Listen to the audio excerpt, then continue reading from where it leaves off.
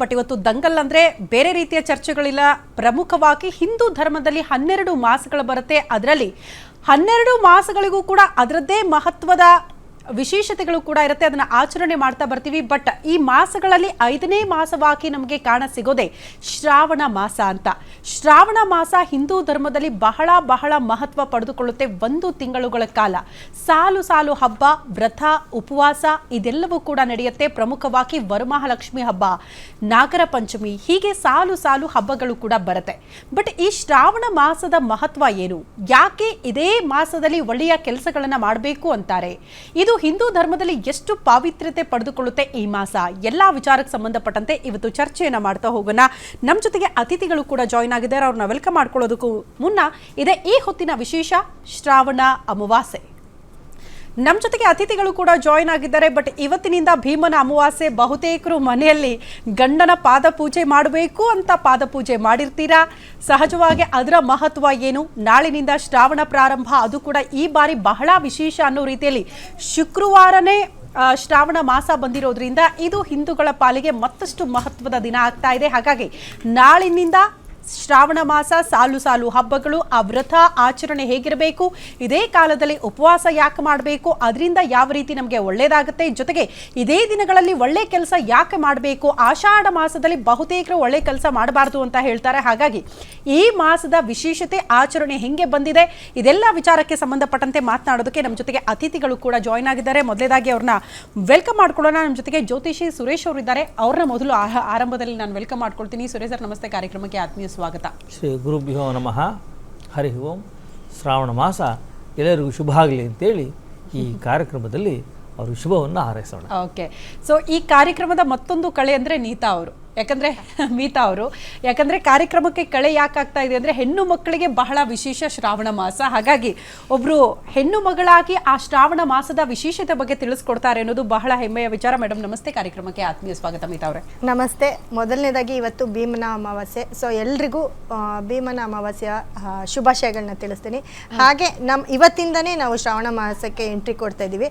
So ಈ ಶ್ರಾವಣ ಮಾಸಕ್ಕೂ ಬರ್ತಾ ಇರೋ ಶ್ರಾವಣ ಮಾಸಕ್ಕೂ ಕೂಡ ಎಲ್ರಿಗೂ ಶುಭ ಕೋರ್ತಾ ಇದ್ದೀನಿ. ಎಲ್ರಿಗೂ ಒಳ್ಳೇದಾಗ್ಲಿ ಅಂತ. ಸೊ ಇವತ್ತು ನೀವು ಹೇಳ್ದಂಗೆ ಭೀಮನ ಅಮಾವಾಸ್ಯೆ ಅಂತ ನೀವೇ ಹೇಳ್ಬಿಟ್ರಿ. ಹಾಗಾಗಿ ನಿಮ್ಮಿಂದನೇ ನಾನು ಆರಂಭ ಮಾಡ್ಬಿಡ್ತೀನಿ. ಭೀಮನ ಅಮಾವಾಸ್ಯೆ ಮೊದಲು ಅದರ ಬಗ್ಗೆ ತಿಳಿಸ್ಕೊಡಿ. ಅದರ ಮಹತ್ವ ಏನು?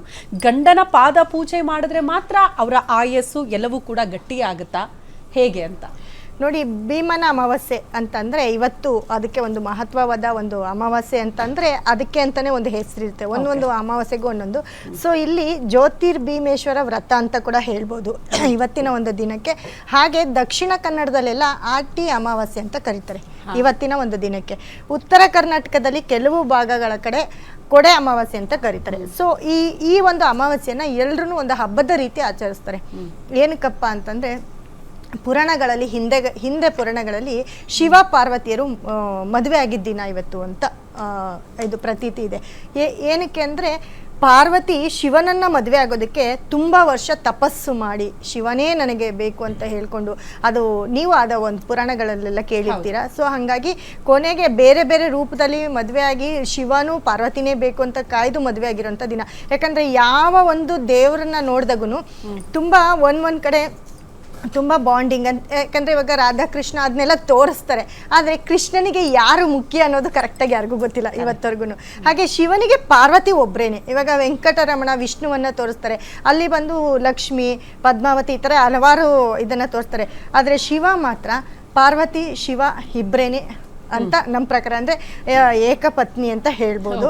ಹಾಗೆ ನೋಡಿ, ಶಿವನ ಪಾರ್ವತಿಯ ಒಂದು ಮದುವೆ ಆಗಿರೋ ದಿನ ಎಲ್ಲ ಹೆಂಗಸರು ಇವತ್ತು ಅವ್ರವ್ರ ಮನೆಯಲ್ಲಿ ಅವರ ಗಂಡಂದಿರ ಆಯಸ್ಸು ಹೆಚ್ಚಾಗಲಿ, ಅಭಿವೃದ್ಧಿ ಹೆಚ್ಚಾಗಲಿ ಅಂತ ಹೇಳಿ ಇವತ್ತು ಪುರಾಣದ ಪ್ರಕಾರ ಆಗಿರ್ಬೋದು, ಈಗಿನ ಕಾಲದಲ್ಲಿ ಅದೆಲ್ಲ ಟ್ರೆಂಡ್ ಅಂತ ಆಗ್ಬಿಟ್ಟಿದೆ. ಇವಾಗೇನಾಗಿದೆ, ಟ್ರೆಂಡ್ ಅಂತ ಆಗಿದೆ.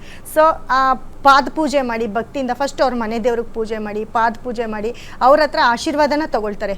ಆಶೀರ್ವಾದ ಏನಂತ ತಗೊಳ್ತಾರೆ? ದೀರ್ಘ ಸೌಮಂಗಲ್ಯವಾಗಿರು ಅಂತ ಯಾವುದೇ ಪತಿ ಆದ್ರೂ ಅದನ್ನ ಆಶೀರ್ವಾದ ಮಾಡ್ತಾರೆ. ಅದೇ ಹೆಂಡತಿ ಕೋರ್ಕೊಳ್ಳೋದೇನು? ನನ್ನ ಗಂಡನಿಗೆ, ಮನೆ ಯಜಮಾನ ಅವರಾಗಿರ್ತಾರೆ, ಹಾಗಾಗಿ ಗಂಡನಿಗೆ ಆರೋಗ್ಯ, ಐಶ್ವರ್ಯ ಮತ್ತು ಆಯಸ್ಸು ಮುಖ್ಯವಾಗಿ ಹಾಗಿರಲಿ. ಮತ್ತು ಭೀಮನನ್ನು ಹೋಲಿಸ್ತಾರೆ, ಭೀಮನ್ ಥರ ತುಂಬ ಶಕ್ತಿಯಾಗಿದ್ರೆ, ಎನರ್ಜಿ ಆಗಿರಲಿ, ಮದುವೆ ಶಕ್ತಿಯಾಗಿರಲಿ. ಆಗ್ತಿರೋ ಹೆಣ್ಮಕ್ಳು ಭೀಮನ ರೀತಿಯಲ್ಲಿ ಹೌದು, ಇದು ಗಂಡ ಮದುವೆ ಸಿಗ್ಲಿ ಅಂತ ಆಗಿರೋ ಪೂಜೆ ಅಂತ ಮಾಡ್ತಾರೆ. ಹೆಂಗಸರು ಮಾಡುವಂಥ ವ್ರತ. ಅದೇ ಮದುವೆ ಆಗದೆ ಇರೋವಂಥವ್ರಿಗೂ ಕೂಡ ಇವತ್ತು ಅವರು ಮುಂದಕ್ಕೆ ಬರೋವಂಥ ಪತಿ ಒಳ್ಳೆ ನಮ್ಮ ಭೀಮನಂಗಿರಲಿ. ಭೀಮನಂಗೆ ಇರೋದು ಒಂದೇ ಅಲ್ಲ, ಇವಾಗ ಎಜುಕೇಷನ್ ಕೇಳ್ತಾರೆ, ಆಸ್ತಿ ಐಶ್ವರ್ಯ ಎಲ್ಲವನ್ನೂ ಕೂಡ ಇರಬೇಕು ಅಂತ ನೋಡ್ತೀವಿ. ಹಾಗಾಗಿ ಒಳ್ಳೆ ಗಂಡ ಸಿಕ್ಕಲಿ ಅಂತ ಇವತ್ತು. ಆಮೇಲೆ ತುಂಬ ವರ್ಷ ಮದುವೆ ಆಗ್ದಿರಾ ವಿಳಂಬ ಆಗಿರುತ್ತೆ ಕೆಲವ್ರಿಗೆ, ನೋಡಿ ಅಂಥವ್ರು ಕೂಡ ಇವತ್ತು ಪೂಜೆ ಮಾಡಿದ್ರೆ ಒಂದು ಒಳ್ಳೆ ಸಂಬಂಧ ಬರುತ್ತೆ ಅಂತ ಪ್ರತೀತಿ ಇದೆ. ಹಾಗಾಗಿ ಅದರಲ್ಲೂ ಮುಖ್ಯವಾಗಿ ಈ ಆಷಾಢ ಮಾಸದಲ್ಲಿ ಏನಾಗಿರ್ತಾರೆ, ಒಂದು ಹೊಸ್ದಾಗಿ ಮದುವೆ ಆಗಿರೋರನ್ನ, ವರ್ಷದ ಒಳಗಡೆ ಮದುವೆ ಆಗಿರೋರನ್ನ ಆಷಾಢದಲ್ಲಿ ಅವ್ರ ತವ್ರ ಮನೆಗೆ ಹೋಗಿರ್ತಾರೆ. ಇವತ್ತು ಆ ಗಂಡನ ಮನೆಯವರು ಹೋಗಿ, ಗಂಡ ಹೋಗಿ ಆ ಹೆಂಡತಿಯನ್ನ ಕರ್ಕೊಂಡು ಬರೋದು, ಇವತ್ತು ಒಂದು ಅವ್ರನ್ನ ನೋಡಿ ಖುಷಿ ಪಡೋದು, ಈ ಒಂದು ಖುಷಿ ಕೂಡ ಅವ್ರ ಗಂಡಂದಿರಿಗೆ ಪೂಜೆ ಮಾಡಿ ಅವ್ರ ಜೊತೆ ಖುಷಿಯಾಗಿ ಗಂಡನ ಮನೆಗೆ ಬರ್ತಾರೆ ಕೆಲವು ಹೆಣ್ಮಕ್ಳು.